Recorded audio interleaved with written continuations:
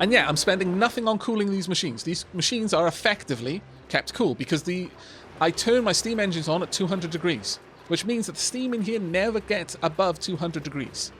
And since everything in here that has a overheat temperature can manage temperatures up to 275 degrees, the entire industrial area is self-cooling.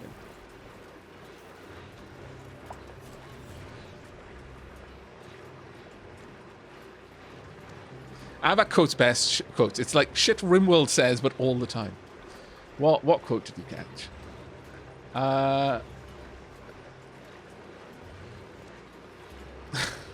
I could put eggs in you, and you just kind of...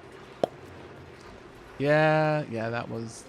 I vaguely remember that quote. Usually, I can't even remember when I said a certain thing, and sometimes I actually question if I did, or whether my mods are just playing silly buggers. But no, I remember that one.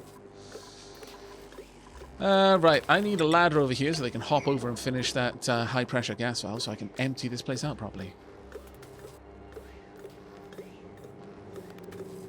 Actually, Univen, living in Aavak's base is bloody nice, I will have you know. Damn you.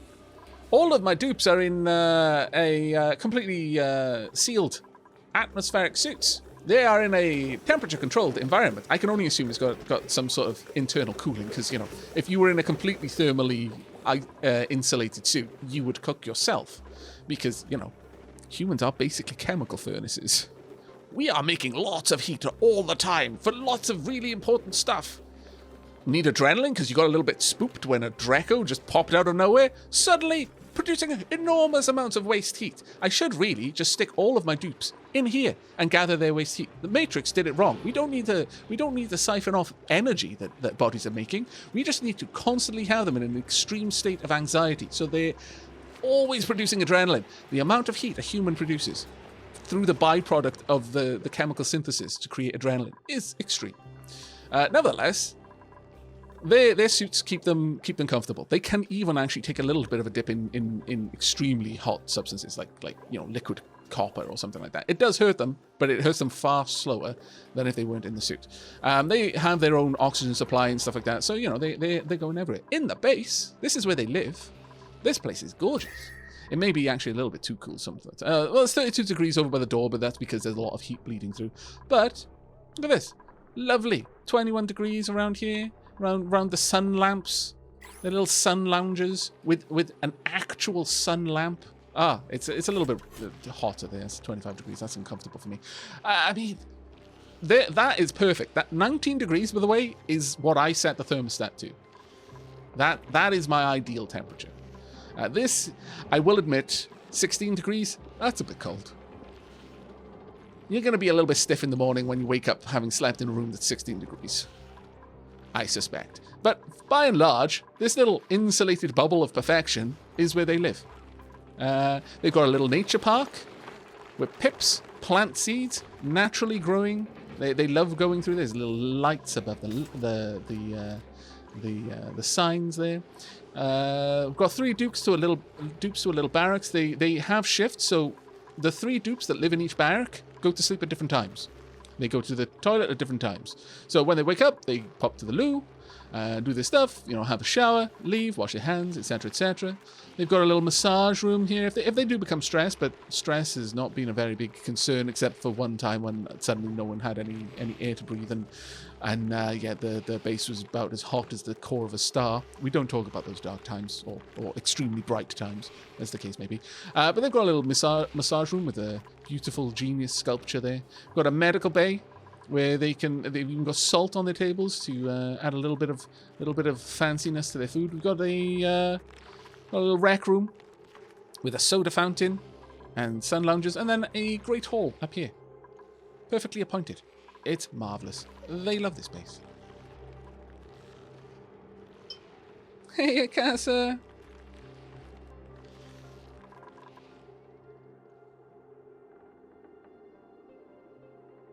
Oh, you're heading to bed. Okay, sweetheart. Thank you for letting me know.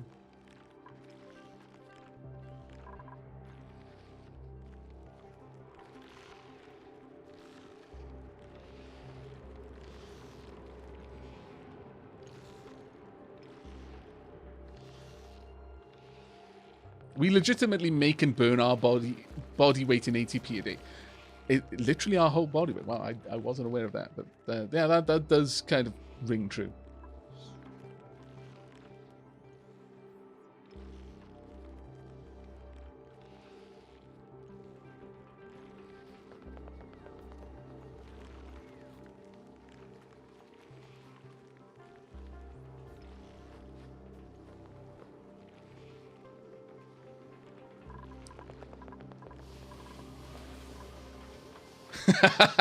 Oh, Chad, what are you doing? Quote 60. I wish someone would fix cancer. ... I don't even remember the context of that. Damn it, Chad. Why are you getting me in trouble? Especially in trouble that I can't defend myself from. This feels incredibly unfair. That you're my friends. Right, let's sweep all of this up into one spot. It'll make the room a little bit better. Oh, best of luck, Trenton. I hope the surgery goes well, mate.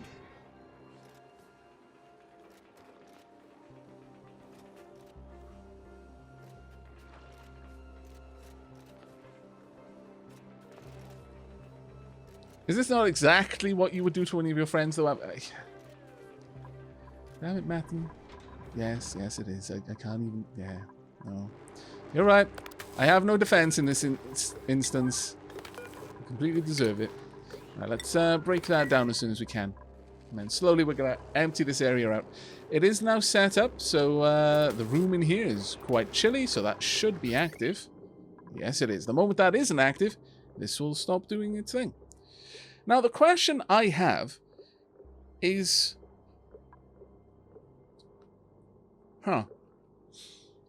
Will the copper that gets dumped in here initially... Ooh. Chat, there is a strong possibility that we may end up with sour gas up here, because I'm going to science this system. I want to see if the copper that drips out of this, it should be liquid when it comes out of a volcano until it solidifies into copper around here. Whether the process of it getting down here and solidifying will have generated steam of sufficiently great temperature to prevent this from triggering that. Yeah, it's going to be an interesting one.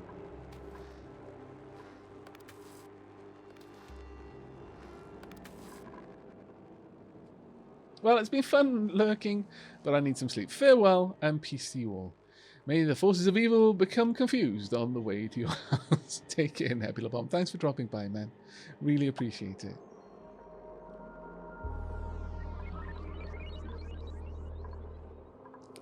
Okay, now, right at this very moment, let's have a look at our temperature. How are things doing? The liquid is coming in at 35 degrees. It is leaving at 3.2. We are losing a little bit of the chill in here that I'm not massively a fan of.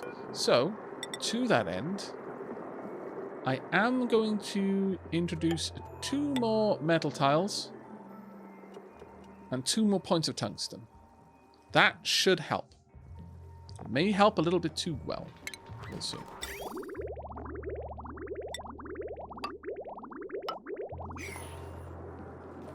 We'll have a watch of that one.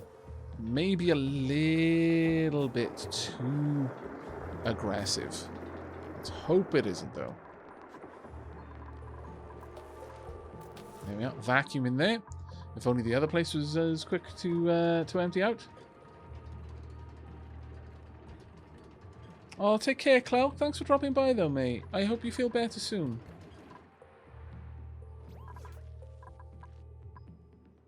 Man, loads of people in chat not feeling too well at the moment, so I feel bad.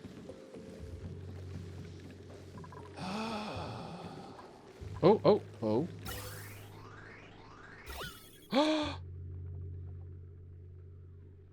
Yes! We were here for the vacuum. That was good timing, I must confess. Time to strip out all of the piping that we had in here. as a very high priority. Let's get all of that gone. Wait, what? What? No! How? What?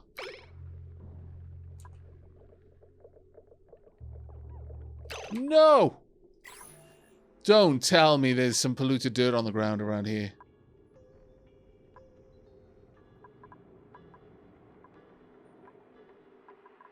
There must be. Oh, that is annoying. That's why it's taken us an age.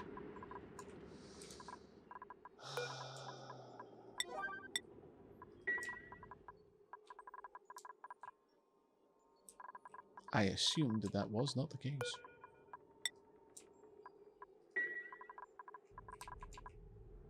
What a foolish assumption that was.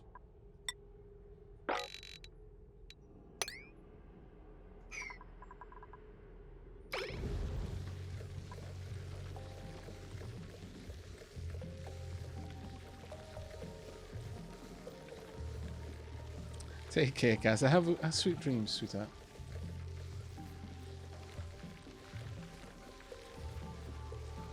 Yeah, I did just get debated with the game. That's exactly what just happened.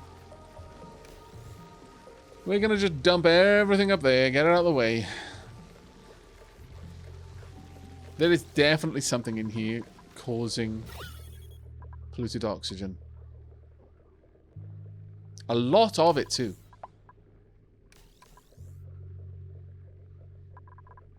I can't believe that happened.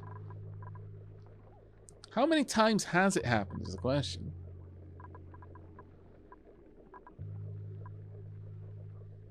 Mineral, organic.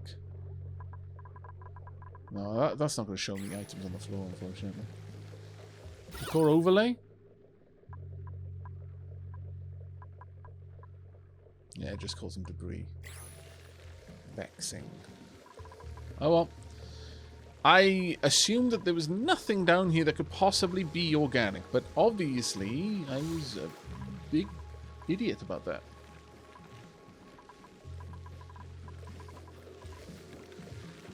Yeah, it's a Pip baby. Little baby Pip. Also, this should no longer be lead. We should be using copper.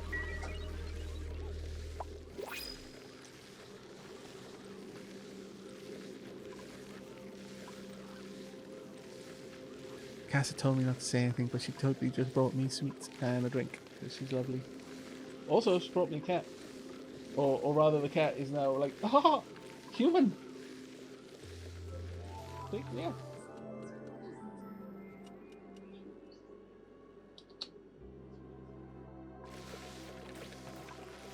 Bye-bye, Tilly.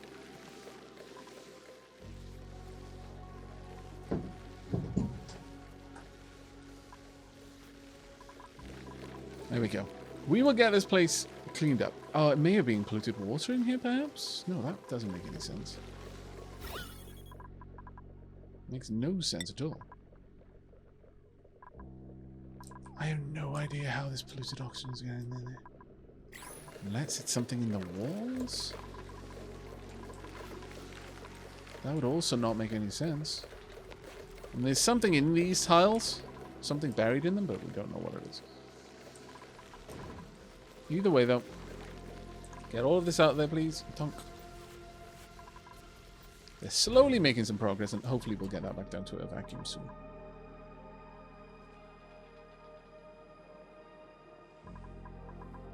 Yeah, there's something off-gassing in there, but now that we know what the problem is, we'll be able to solve it and get all of that place sorted out fairly quickly.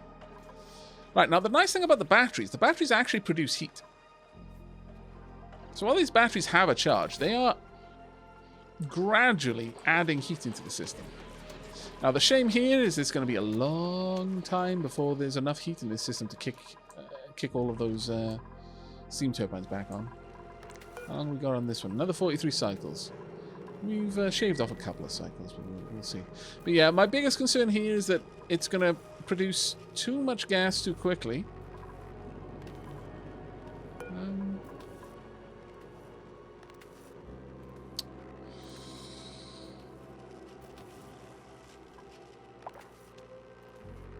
I'm actually going to let more water come in I want a lot of water in here. I think we may allow so much water into this system that we end up with, let's say... Well, we're going to allow it to keep going until this can't... Until there's 200 kilos of water on every single tile in there. That should be enough. We are draining our coolant system, though, for this. So, you know, there are downsides to doing that. But I'm constantly topping it back up, so that shouldn't be a big issue for me, ultimately.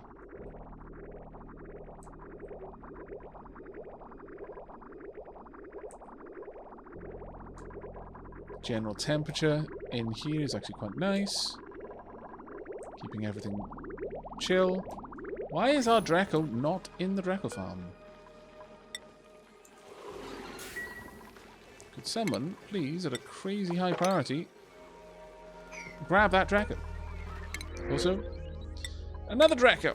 Grab that Draco as well. Please.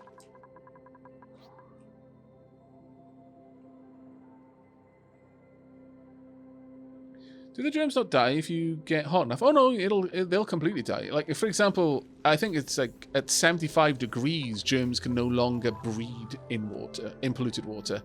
But if you turn that polluted water to steam, it straight up leaves just dirt behind, and the germs are dead. They don't survive that phase shift. And then when the steam condenses, it becomes water. But I just use an automated sanitizing room. I can quickly go over how I built this. So the first thing to understand is that the liquid reservoir sends out a red signal when it's 90% full, and a green signal when it's, I'm going to say 1% full. Less than 1% full. So that sends a green signal up to here. Now, the green signal on this will set this memory switch to green, which allows germy clean water in, because it's basically grey water. It's the filtered water that was going through our sewage system. So it's got germs in it. It's just, it isn't polluted water anymore. All the detritus and particulates have been taken out, but there are still germs. That allows this to fill up to 90%, at which point this becomes red, and also this turns into green, which tells this to stop allowing anything else in. So it's only when this turns green, like when it hits 0, that this will stay green and let water through until 90%, and then it stops it. That's what this little system is doing. At that point, this liquid is just moving around this system. That's all it's doing. It's just going in a circle. But every time it passes this sensor, it checks how much germs are in the liquid in the pipe. If it's below 0 germs, below 1 germ, so 0 germs, it allows the liquid to exit the system in this direction. None of this water has any germs in it. While the germs are in this system here, while it's in this the reservoir here, because it's in a chlorine environment, the germs are dying very quickly. Basically, in a chlorine environment, the germs will completely be killed off within 1 cycle.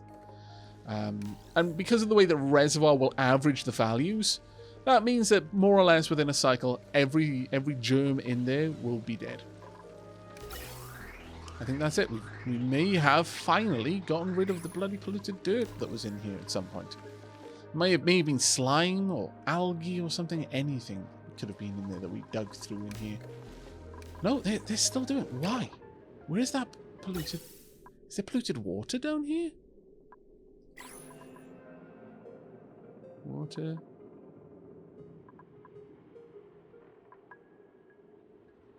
There must be something in here. This is fascinating, but also super annoying. Let's hope that we can continue getting all of that water out there, because that's going to take a bloody long time, unfortunately.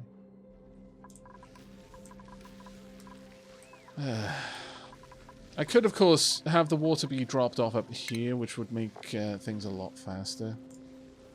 Doesn't really matter. I could just deposit the water up here and eventually it would just evaporate.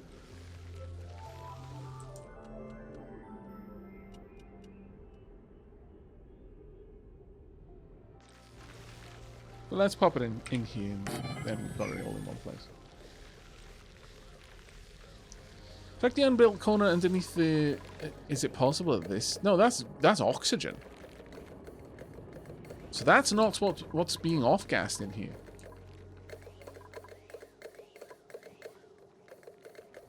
This is polluted oxygen in there. So it's some pollutant is causing this. It's really weird. Water. I'm gonna make that a priority 8. Now that I've done that, my dupes should grab this and take it up there. Though they've already had an errand to take it somewhere else, so it'll be the next ones that actually come up here.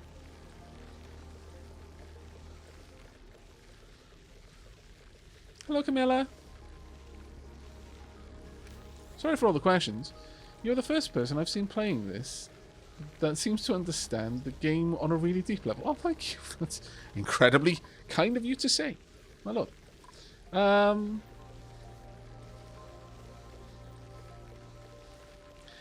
In terms of when you turn polluted water into steam, I believe it just leaves dirt rather than polluted dirt.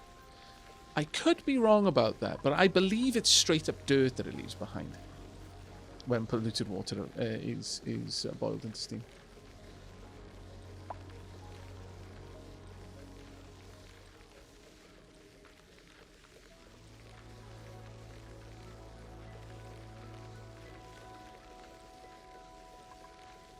Yeah, since I've got a decent little room of chlorine there. Basically, what I did is I vacuumed out this room completely, and then I used this to deliver via container rail some bleach stone, which off gases, it sublimates into chlorine, and so I have a very thin amount of chlorine in there. It's only about a kilo of pressure in all of these tiles.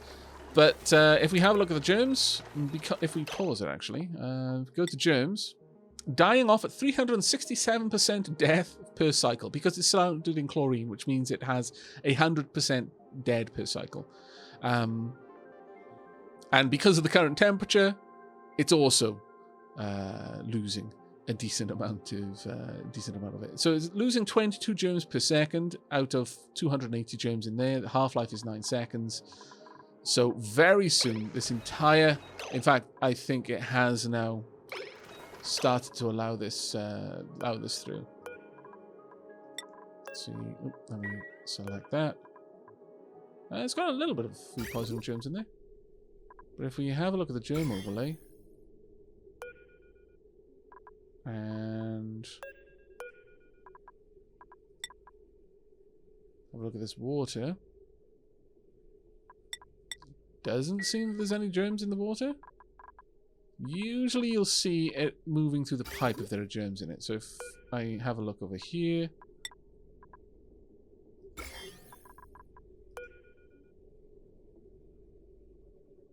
Does it not show it anymore? And we can see in there... Oh, well, this polluted water doesn't have any germs because it's so hot and it's been there for so long. The germs have all died off. I'm assuming that this no longer has it. I mean, I'm going to be quite upset if it does. Let's have a look over here.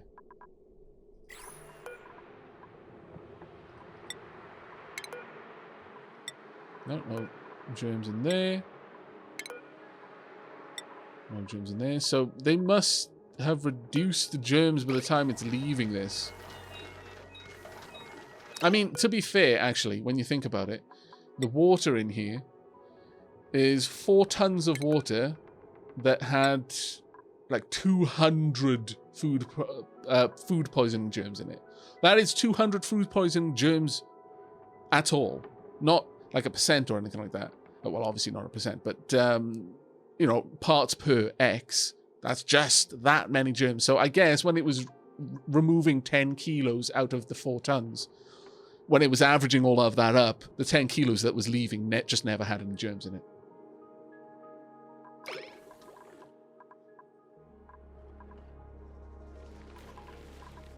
A cycle is 1 day in the game, which is about every 600 seconds, or thereabouts. I see you there, Dirt. Don't think you can hide from me. Now, if we're very lucky, we will no longer have anything producing polluted oxygen in here. There's a little bit over there that's going to, you know, be back and forthing until that place is completely empty, but it is very quickly dropping, at least. I could build another one of these again. I'm not going to, though. I'm going to be honest. I'm just going to wait for this to finish the job. It's removing tiny amounts, though, right now. Absolutely tiny amounts, but we'll just wait. Hopefully, we're going to have this place completely emptied out very soon, and then we can finally seal all of this off and get this steam room up and running. For those wondering, this is basically a place where I'm going to be using super hot moon rocks to produce steam for relatively cheap and power a bunch of turbines. How much hydrogen is up here? It's still only 1 kilo. I would like it if we got a lot more. Can this off-gas any more?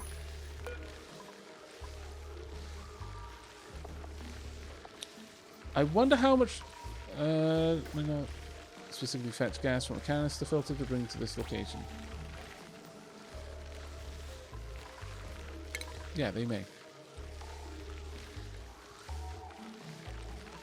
I'm going to allow them to continue dumping this hydrogen in there. Now, there shouldn't be anything left that can off-gas at this stage. We'll keep our fingers crossed. Now, remind me, chat, in about 30 minutes, we're going to take a tea break. It's long overdue. I do apologize for that. Okay.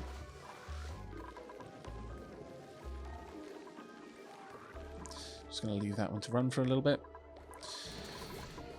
Now, what's the temperature in here? It's back up to 142, not too bad. It means that we've probably been running the steel smelter here and there. Waiting for lime, unfortunately. That's probably what you're making over there. Yeah, you're working on lime right now. Good, good, good. We've got plenty of iron ore here. So I just need to wait on someone to come over here to do it. Yeah, there we go. Fabricate orders. There we are. Now that's going to dump all of its hot coolant back out.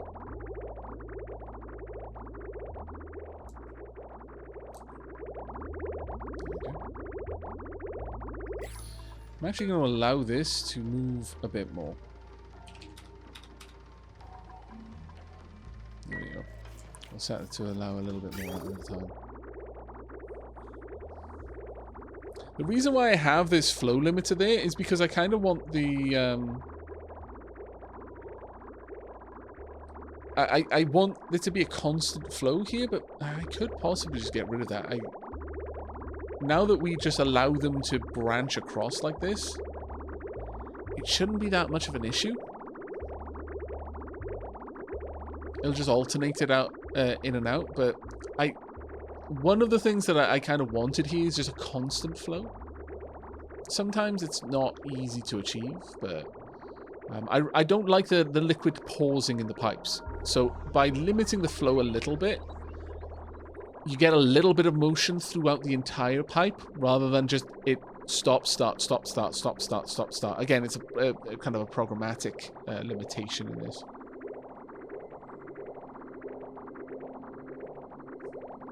We are actually generating a decent amount of heat out of this. 180 degrees per iron smelting, and a lot more of that than that per steel smelting, which is actually quite nice. The wolframite to tungsten refinery there. Down here it's copper and gold, and more than anything else really. Got 58 tons of copper ore. Got 16 tons of gold amalgam. How much I've got no gold. Wow. Okay. Go ahead and make 50 of those, please. Yeah. How much heat is this going to dump in?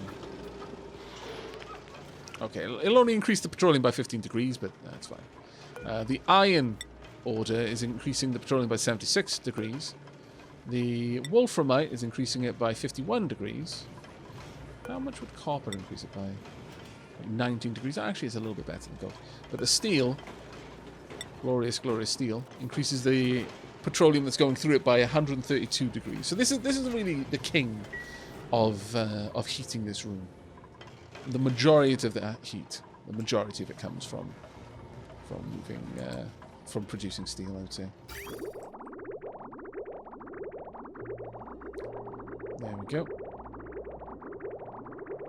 A little bit more gold being brought in, but as you can see, it kind of just pauses like that. But we are seeing motion from everything as it's going. So, otherwise the whole packet would just be there, but part of the packet is moving along, which means part of it is dumping its heat out, which is what we need. Time it's there, it's coming down at 120 degrees, which is actually quite nice. That's, you know, more than enough to heat everything up down here. It's averaging its temperature in the container here, so it's about 106. It'll slowly rise over time, 106.2. Then comes up here at 107ish. You know, it's grabbing a little. It's releasing a little bit of heat around here, but in a way, I kind of want to insulate it up here, if I'm perfectly honest.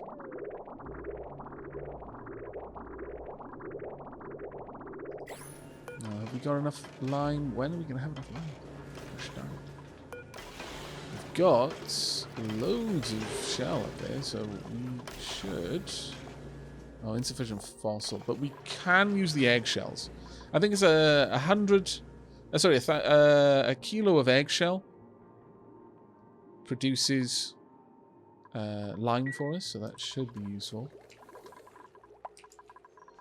Everyone's got a little bit of salt on their tables, so they're enjoying their meals a little bit more because it's added a bit more flavour to it. They're pretty much subsisting off barbecue at this point, which they seem to be okay with. Yes, I will take 100 kilos of steel any day. Now, have we moved those Dracos over to the new forever home? We've got at least one. No, we've got both of them in there. Fantastic. Now, we'll only get one shearing out of the Dracos in here, but I'm okay with that. I'm generally alright with that.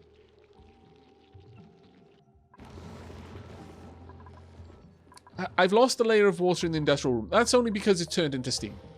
Basically, there is a limited amount of water in here at any time. As you can see, there's about 29 kilos of steam pressure at all times. And that's regulated by this. If the current pressure in here is below 20 kilos, then it requests more water be added to the system. And there is another check. Because, for example, if the room wasn't hot enough to have steam in it, then there would be, by default, not enough, air pressure.